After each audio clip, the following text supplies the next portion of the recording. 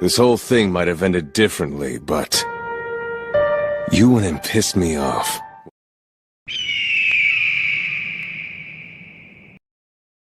Ladies, gents and everyone in between, holy shells. If you've been following my channel, it is not the first time I called a Dead Battle episode perfect. But this is one for the history books, and in today's review I'll happily go over why. If you're new to this channel, hi, I'm Krypton. I mostly review Death Battle content, but I am working on other stuff too, so subscribe if you care about either topic, that'd be nice. Without further ado, let's begin. At this point, to say that a modern Death Battle breakdown has great editing is like saying that your anxiety levels will reach Rosalinda herself when you stay underwater too long in a Sonic game. You just know it already. I really like the bookends type way these breakdowns parallel each other. Both start presenting the game's peaceful setting before switching to their would-be conquerors, then their own personal background, with fun tidbits of original animation in between. Because this episode, as you'll find out soon, is nothing but a one big flex from all parties involved, let's be for real. And the original game over screens at the end, with both villains and their generals triumphantly standing over their fallen arch-nemesis. And while the reference to the Shadow the Hedgehog cutscene is appreciated, I just think Bowser's end screen goes a bit harder. Speaking of, this episode kinda made me realize something my mind clearly wasn't fully ready to admit yet. Bowser is kinda fucking awesome, yeah. A sentient, galaxy-conquering dragon who mastered magic, nature and reality, who commands a legion of vastly different species including living weapons, elementals and the undead, and is a pretty great father, that is like 9 different layers of awesomeness. I can definitely see the Doctor Strange mixed with Godzilla point, although I don't really get the John Cena part.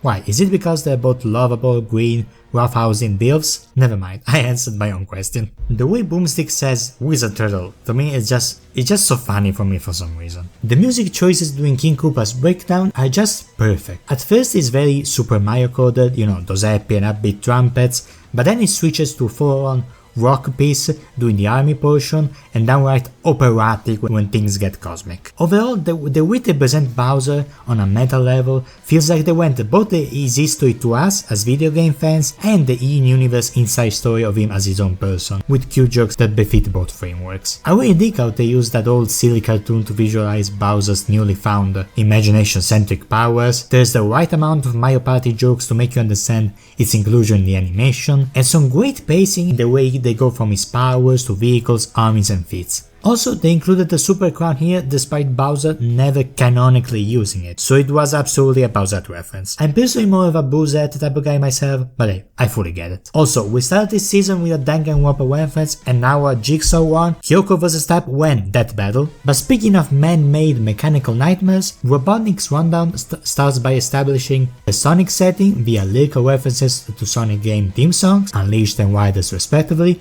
which is pretty neat. The music definitely sets some espionage/mad scientist mode, fittingly enough, yet I can't help but feel like the meta element from Bowser's segment is a bit missing here, as it jumps rather quickly to Eggman's gizmos and power scaling shenanigans. Still pretty great though. I am more familiar with Sonic via the live action films rather than being a longtime fan, so worry not, I got these references just fine. This shadowy shot to visualize Robotnik literally walking away from his predecessor benevolent legacy straight into shadowy villainy is just peak visual peakness. Very fun choice to frame Ivor's presentation from the perspective of fanboy Wiz, who goes on such great lengths to spread Eggman Empire propaganda that Boomstick himself sounds like the sane one at some points, before caving in as well, which is a nice contrast to Boomstick preferring the family man who's definitely more bronze than brains. Speaking of, I love the contrast between that aspect of Bowser against Eggman's loneliness, especially with that brief yet smooth introduction to Infinite we'll get back to soon afterwards. Ditto goes for Bowser's rundown, detailing his army's surprisingly scary efficiency thanks to the redeeming family unit, in contrast to Eggman's wicked deviousness despite his newly found love and trust for his daughter figure Sage, who's also introduced in a very neat segment. Wiz's befuddled tone really sells how much of a departure this is from normal Eggman behavior, but I really like how it conveys that he has the capacity to form strong bonds. It's just that Bowser is just much better at it. It's a bit more nuanced than not too evil versus pure evil, you know? Which is not a conversation we'll be having if they picked Archie Eggman instead. The things I read about that rival, man, they make Eobard look like Flanders. But I'm sorry, I will never not be weirded out by hearing Broomstick say things like Riz, go off king, and pick fiction. I've been hearing his voice for 10 years or so, man. It's bound to feel like that one friend who really wants to fit in, despite their own natural charm being more than enough. Sort of like a certain animated war we're about to cover.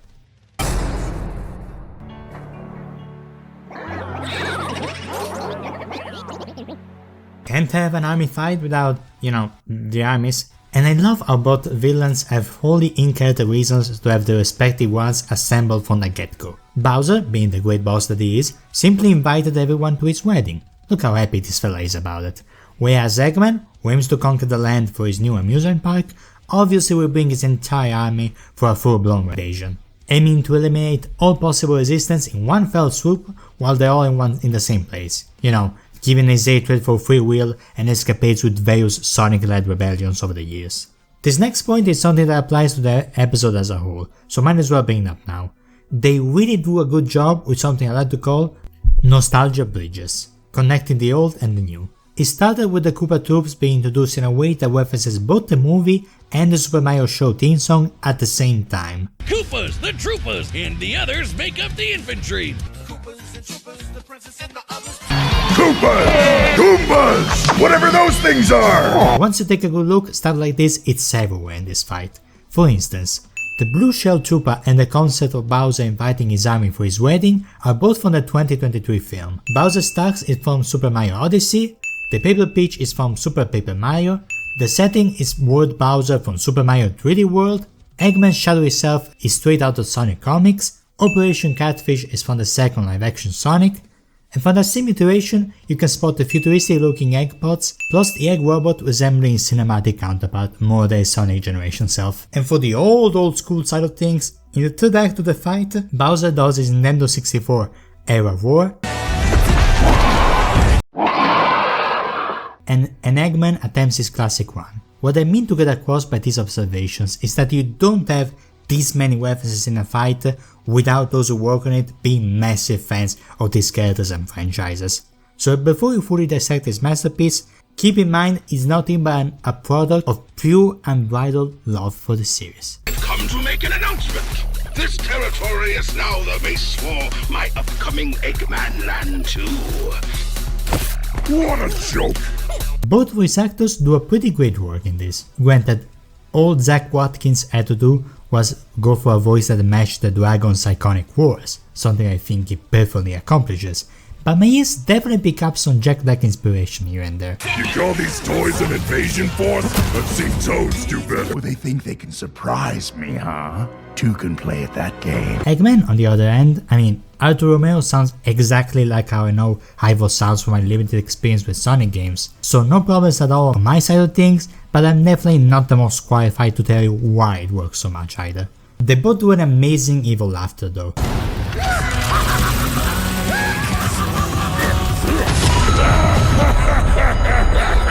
Botnik is more on the I love the idea of filling you up with more holes than switches type of flavor, whereas Bowser am also fuck yeah I am awesome and so is my army. Turtle Bro super smashes a robot with a dropkick and throws meteors at others, before facing the main leader head on. Now, for all the praises about the army clash in Bowser vs Eggman, the actual Bowser vs Eggman one-on-one fight has some pretty great stuff too. I love how it works both as a great starting segment and an overall summary of this matchup as a whole. Bowser turns into his prehistoric Beyblade form to destroy a good chunk of the Egg Dragoon, succeeding by getting briefly zapped by a drill, giving us some dry balls shadowing, before showcasing his agility, speed and strength to turn it back to sender and use his mastery over nature to turn the very ground against Eggman, seemingly killing him only for the scientist's intelligence being able to delay the inevitable with a decoy, which, while it did fool me for a solid second, Bowser, bless his soul, takes a while to fully figure it out. Look at that eye squint, you know the hamster inside his brain is reaching immeasurable speeds on his wheel. I appreciate them clarifying that Bowser is not stupid, as he is quite adept at battle tactics and magic after all, he's just a bit slow. Still though, in a few seconds you sort of get an accidental spoiler for how the fight will go. Eggman would be able to outsmart Bowser for a bit, but the latter's strength and power advantage over the former tech and schemes show that outsmarting is really all Ivor could hope for, and that's just for a bit. Also, this whole scene is basically a natural dragon versus mechanical replica of one, which is always the coolest trope ever, fight me on that. After Bowser pulls a Batman on a would-be ambushing egg fighter... I'm pissed on the moon, you idiot! Oh, sorry, one clip. That's a decoy, idiot! Infinite! This power is without peer. It is the ultimate strength. When we're then introduced to Infinite, or should I say, I got introduced to Infinite via this episode, so what did I think? Gotta say, kick-ass name, design, powers, dialogue, clearly presenting an intimidating image of power, who gets unceremoniously stomped straight into fraud status, which to my understanding is apparently a very accurate depiction of this character, funnily enough. You don't need me to go over how much of a meme his meeting with Trump became on Twitter. It basically became its own thing beyond the Dead Battle sphere side of things, which is always amazing. To Infinite's credit, it does manage to get at least 7 or so kills in, by augmenting gravity in a way that affects Bowser's troops, much like a fat Italian plumber stomping on them wood, with the sound effects to match. Bowser using his dark magic to shield his minions from the gravity change is such a great display of his paternal instinct. I love how helpless, small and adorable these fellas look in this specific scene, making a root for Daddy Bowser to protect them even more. King Boo really strikes me as the chaotic evil fella in the Lawful Evil Bosses Club, who honestly is just here for the drama, not caring for anyone, hence why he laughs at Bowser's display of compassion as he proceeds to discard the threat via Trump. Which, as many pointed out, was a genius move because number 1, being intangible, Boo wouldn't give a shit about gravity, and number 2, Infinite made it so that everything went down really hard, which is a major safety hazard with a Trump towering over you. But talking about these two specifically, it's a pretty brilliant how they pair together in this scene. They're both reality warping illusion masters who stand out for their groups as both being far more evil than their teammates, with King Boo being a downright sadist and Infinite being a guns for hire, rather than an adorable minion or a programmed robot, and both being different species entirely, aka the only ethereal and organic being in Bowser's and Eggman major lineup respectively. A similar matchup is made when the Q-Bot and Orbot clash with the Elite Trio from Inside Story, in a fun clash between adorably ineffectual minions. Look at that poor Goomba and Wasp right here though. They got there first, but they don't have any hands to grab the Phantom Ruby, so they just had to sit there and ponder their existence for the rest of the fight. It's a battle filled with hilarious blink and you miss it moments like these, but what you won't miss is the arrival of this battle MVP, Metal Sonic.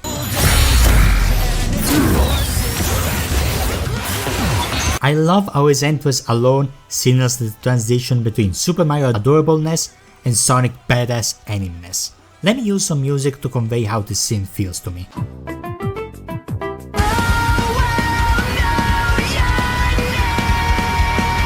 Slow motion is needed to fully capture the sheer badassery Metal displays in a few seconds. He dodges lightning cast by Bowser, a hammer probably thrown by one of these guys, and a bullet bill. Then uses a chain dog against the doghouse, dodges a blast from King Boo, neutralizes him and gets ready to use the Phantom Ruby. Bowser literally needed someone able to change the mechanics of reality like a game to regain the upper hand again. And while his confusion here is oddly cute, especially for such an efficient badass, look at this diva. This is a battlefield, not a catwalk. Seriously though, Metal is the only knight in Eggman forces capable of downright matching Bowser's might throughout the fight, and even briefly taking out his strongest generals out of commission at various points. And even when he does perish, it took a fully powered up furious Bowser to seal the deal. Kamek and Metal Sonic in general is also a pretty clever matchup, being both the most objectively broken generals for either villain, whose presence alone changes the game entirely, albeit one with pure brute force and the other with strategically used magic, which is a fun contrast to their respective leaders. Kamek also needs slow motion to fully appreciate his awesomeness. As the chance time wheels showcase all major players in this fight, Bowser, his son, himself, Eggman, Metal and Sage, all were on the roulette alongside stuff like the Star Ward, Grand Star, Phantom Ruby and Chaos Emeralds. One might say this was a risky move, since it could result in say Eggman getting the Star Ward, but you gotta remember that Kamek isn't just playing chance time, he's the one running the whole thing, so it would be rigged by default. Metal Sonic doesn't want to hear any of that though, as it goes from annoyance to no-nonsense fury, which I've heard is a realistic reaction if you're a Mario Party player, as he proceeds to kick someone straight through their ribcage, which I also heard is a realistic reaction if you're a Mario Party player. Bowser Jr. goes on high alert as he gets ready to use his black paint, but notice his hesitation about it. Yeah, what that battle kinda forgot to go over is that Fury Bowser is kind of a berserk mindless monster who can't tell friend from foe, so his son's hesitation about bringing that back is fully warranted. But once the form appears, in a glorious blend of 2D and 3D animation mind you, Bowser doesn't lose any of his sentience and is even able to form sentences, good for him. The real Eggman finally ends on the scene, complimenting both his quote-unquote son and daughter, which is really sweet. I guess this is a good time as any to bring out the fact that Eggman and Bowser are the only actually voice acted characters in this fight, whereas all other ones with speaking roles are simply reusing voice lines from their respective games. Gotta say, not only that's a very clever choice, it's also done so seamlessly that I generally thought they simply hired more voice actors than usual. Showtime!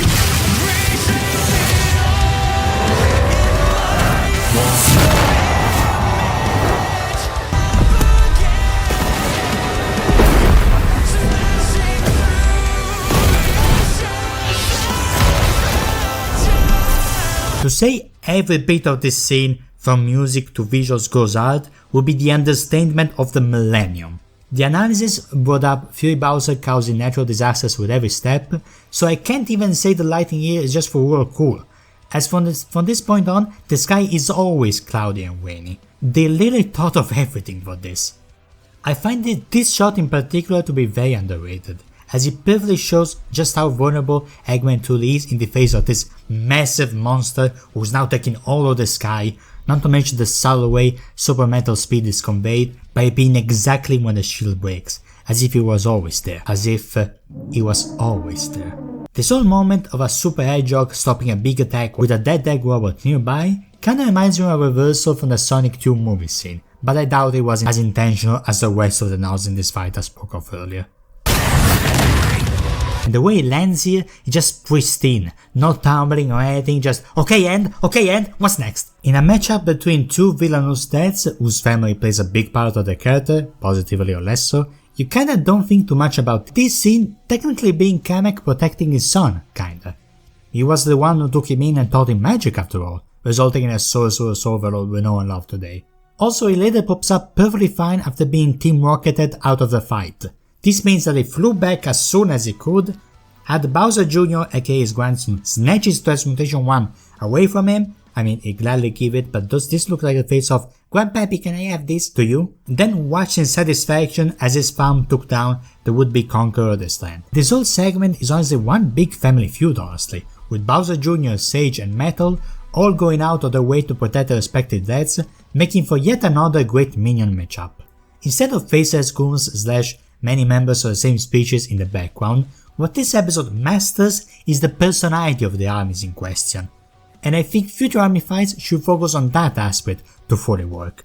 Not to say that you can't have army fights with characters whose minions definitely have more personality than the other, but you get my point. I've already seen people suggest Kingpin and every Spider-Man 4 he ever hired versus Penguin and every Batman 4 he's ever hired, or even Zomboss vs Cortex. Whether either of these ideas will be able to capture the peakiness of this episode is up to debate, but hey, I'm all for it. After a callback to the very first Mario vs Sonic, which is the fun fact is the first dead battle I ever remember watching, and I also remember being very creeped out by this scene in question, thankfully there's much less blood here.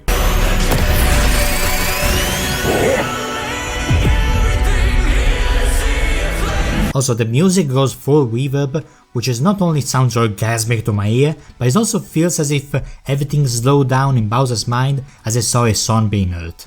So it goes full Papa Bear mode and disintegrates Metal Sonic. By the way, this is the first time in Dead Battle history where a Super Hedgehog form was downright beaten, rather than waiting for it to time out, and it started with a bitch slap. I love how you could interpret Sage's no as her either being shocked because A. because she didn't think Metal Sonic dying was statistically possible, B. her army's biggest tactical advantage was taken out, or C. she's generally distraught at losing her Sota brother.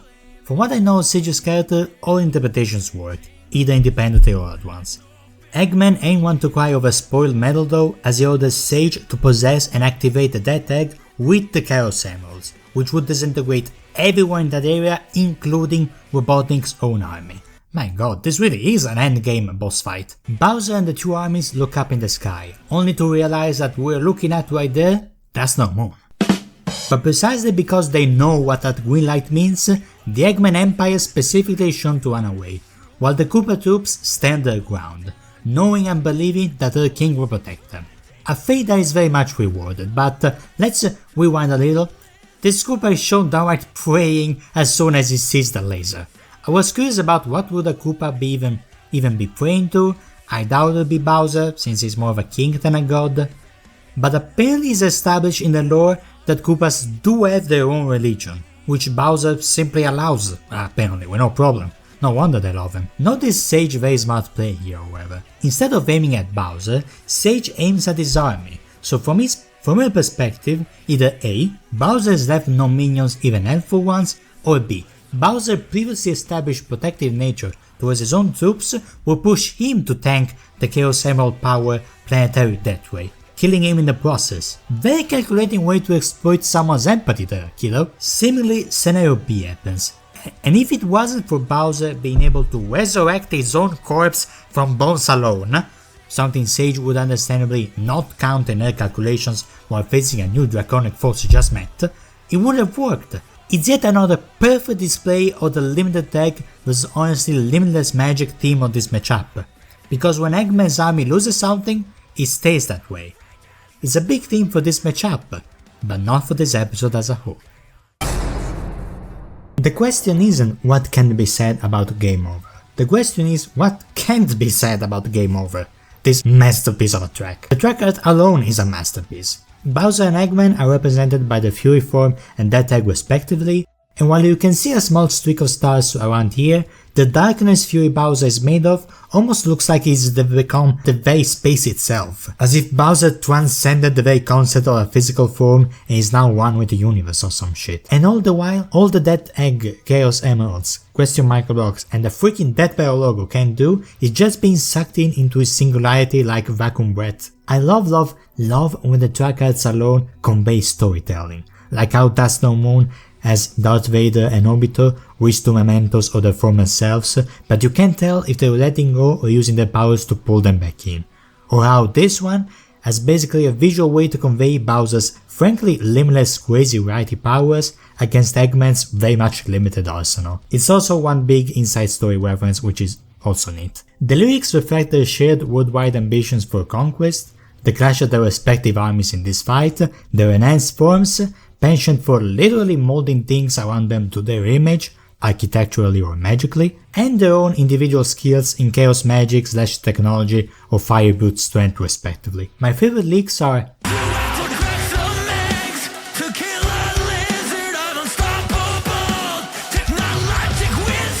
speaking about the fact that most reptiles indeed breed via laying eggs, Eggman's own name, or how he counts himself a techno-wizard, with tech whiz being the same reason why the science-oriented whiz also has such an ironic name. Then there's also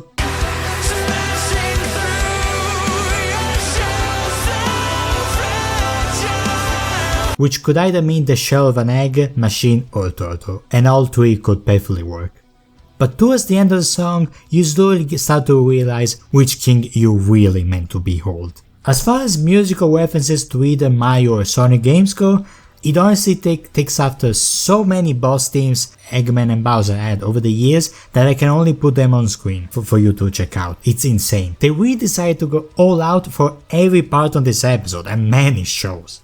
Even on its own, the track is quite honestly some of the best in the entire show. The choir and reverb part still giving me goosebumps, the techno music channeling Eggman's mech savviness, all while the drums convey Bowser's sheer power. As far as the narrative theme for this episode however, is not as clean cut as you may think. I could go for brains versus brawn, but Bowser is not as stupid as Eggman is smart.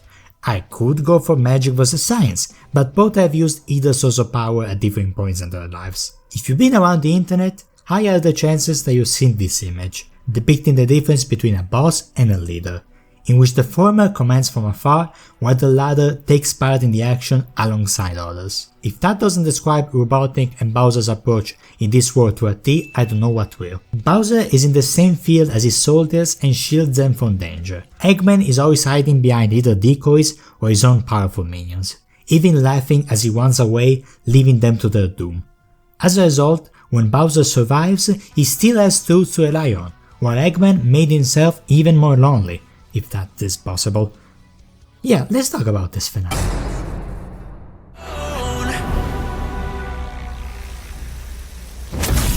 I may make a bold claim here, but I don't think this is just one of the best deaths in the show's history. I think it's one of the best endings, period. And we gotta get into the layers of why that is. If there's one thing to say about Bowser Jr., is that he really is his father's son. Ready to fight from the get-go, survives a full force strike from Super Neo Metal Sonic, gets back up with very few major injuries after an all-out war, and systematically removes all options from the bad man who almost killed his father. Everyone thought it was just gonna be used as a victim to motivate Bowser's high gear forms, but no, he proved himself that you do not fuck with this prince either, and his fury is much colder than his father's.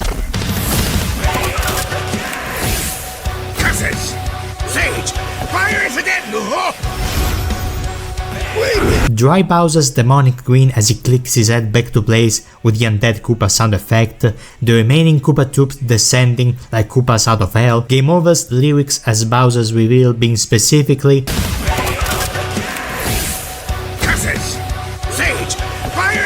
Eggman's despair as he tries to understand what happened to Sage, Dry Bowser slowly putting him with his vacuum breath for inside story, Eggman's jetpack failing to do anything, his ray gun being turned into cardboard, meaning the war for the Mushroom Kingdom started and ended with cardboard, the face line's moral adds to convey overwhelming terror and mental overload, which is a very accurate way to describe how that sensation feels, by the way. I just don't remember the last time a Death Battle ending had so many different layers of you are fucked all at once. Bowser didn't just want Eggman to lose, he wanted his last moments to be filled with nothing but pure terror. And sorry to say, Eggman fans, that's kinda fucking awesome. But not as awesome as how the fight really ends. So long, Doctor!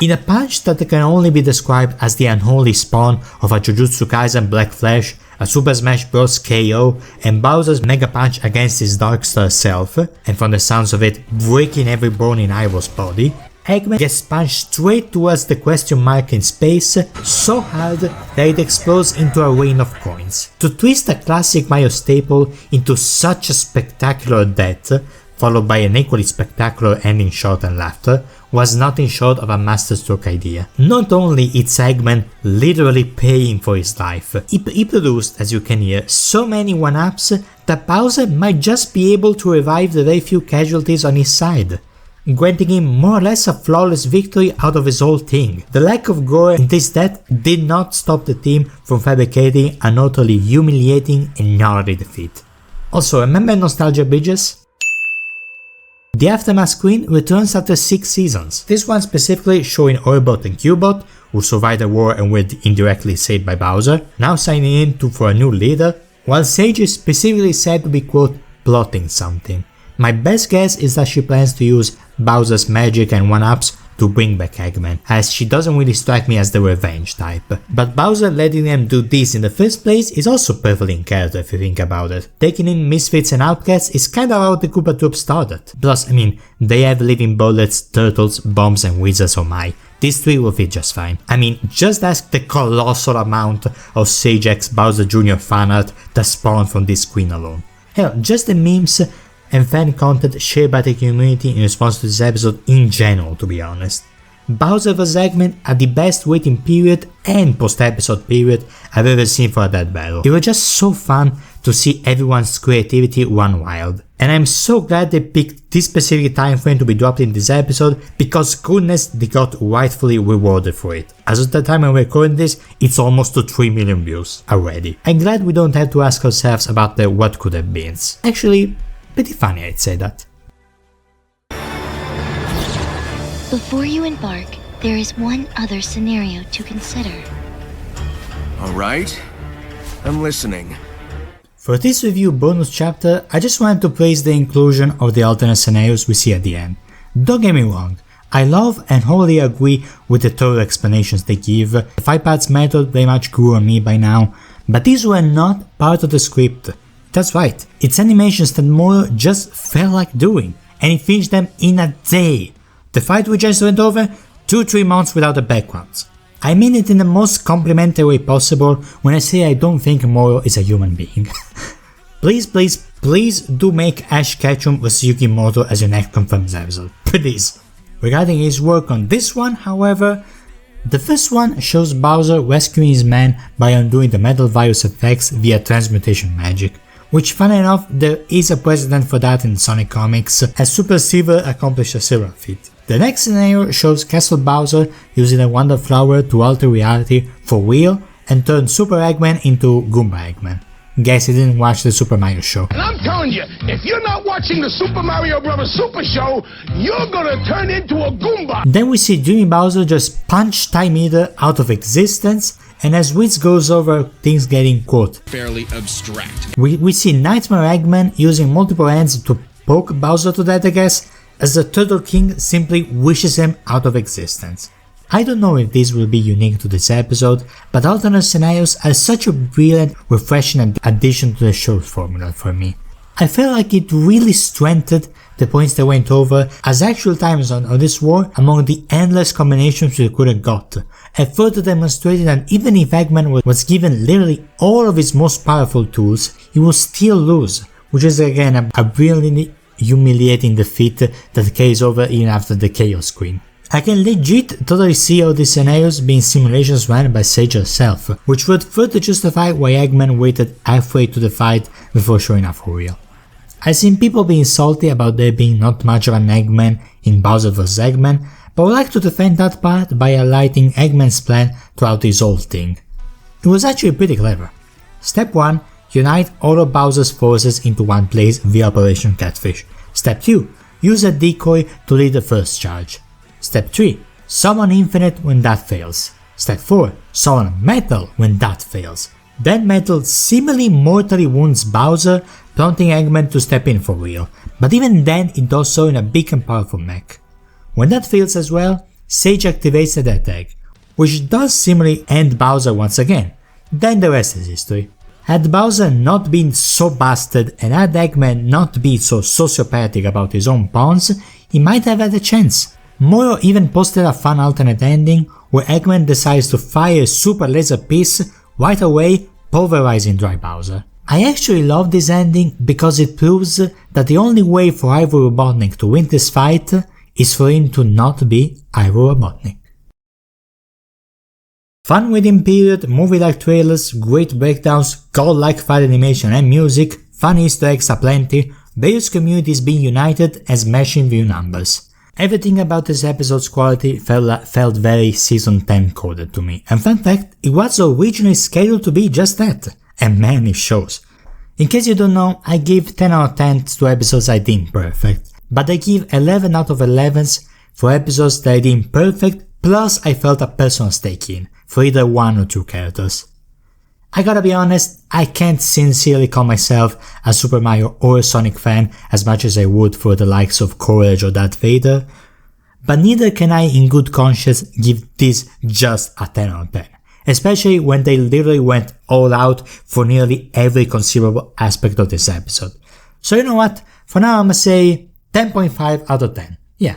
But don't be shocked about it turning into a straight up 11 in the future though, as that's basically what it is. Obviously I'm not saying we won't get perfect episodes like this ever again, but I am saying that there will never be another Bowser vs Eggman. For next time, we're in for another Sprite/End1 episode, and for all the whining and moaning I did about this matchup, I'm honestly just hoping for it to be cute and fun next time.